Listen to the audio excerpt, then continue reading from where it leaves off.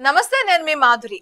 శారద గారు, మనకి మిర్రర్ ఉపయోగించి అఫర్మేషన్స్ చేసి మన మేనిఫెస్టో చాలా చేస్తూ ఉంటాం.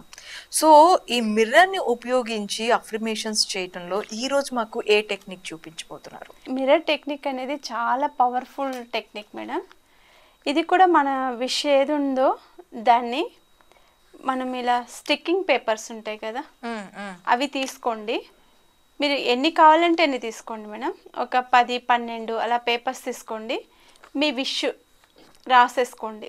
ప్రతి దాని మీద ఒకే విష్ రాసుకోండి. మీరు ఏదైనా కావాలి అనుకున్నారనుకోండి, అది డబ్బు కానివ్వండి, లేకపోతే మీ గోల్ కానివ్వండి, మా లైక్లు కావాలి, షేర్లు కావాలని కోరుకున్న వాళ్ళు కూడా ఉండలేకపోలేదు. అలాంటివి ఏ గోల్స్ ఉన్నా కానీ, ఒక ఐఏఎస్, ఐపీఎస్, ఏ విష్ అయినా కానీ, మన హ్యూమన్ బీయింగ్ సంబంధించింది ఏ విష్ ఉన్నా కానీ మీరు అఫర్మేషన్ ఒక పేపర్, స్టిక్కింగ్ పేపర్ మీద కానీ ఇలాంటి పేపర్ మీద రాసుకొని గ్లూ కూడా అతికించుకోవచ్చు.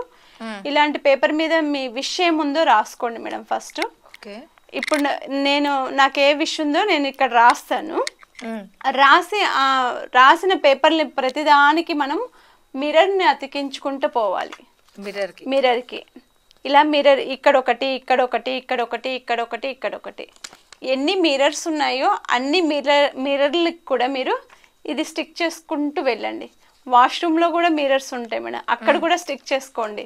మనకి డ్రెస్సింగ్ టేబుల్ దగ్గర కూడా మిర్రర్స్ ఉంటాయి, ఆ మిర్రర్కి కూడా మీరు ఇవి స్టిక్ చేసుకోండి.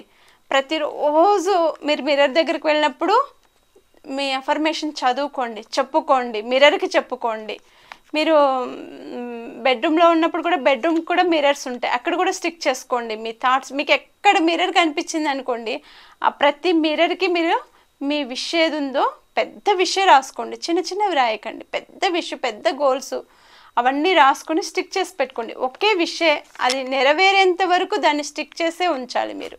ఇలా ఎక్కడ ఉన్న మిర్రర్స్ కన్నింటికి మీ విష్ అతికించి పెట్టుకోండి.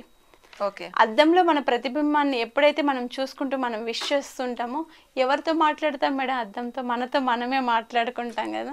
అంటే మన విష్ మనకే నెరవేరాలి కదా, వేరే వాళ్ళకి కాదు కదా. అద్దాన్ని చూస్తూ ఎందుకు చేయాలి ఈ టెక్నిక్ అంటే, మన విష్ మనకే నెరవేరాలి కాబట్టి, మన ప్రతిరూపం అనేది అద్దంలో కనిపిస్తుంది కాబట్టి, ఆ అద్దానికి చెప్పుకుంటూ వెళ్తే ప్రతిరోజు మనకి దాని మీద ఒక ఫోకస్ ఏర్పడుతుంది.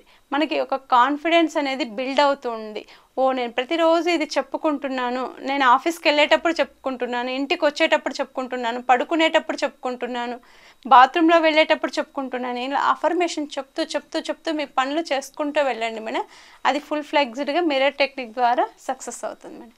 ఇది చాలా మంచి concept madam, and easy concept, మనకి అవైలబుల్గా. ఇది అయిపోయింది అనుకోండి, మీ విష్ ఫుల్ ఫ్లెక్స్ అయిపోయింది అనుకోండి మేడం, దీన్ని మీరు అన్నింటినీ తీసేసి వాటర్లో వేసేసి ఆ వాటర్ని తీసుకెళ్ళి చెట్లలో వేసేయండి మేడం. డస్ట్బిన్లో మాత్రం వేయకండి దయచేసి. అవర్ విష్ కదా, అది డస్ట్బిన్లో మాత్రం వేయకండి.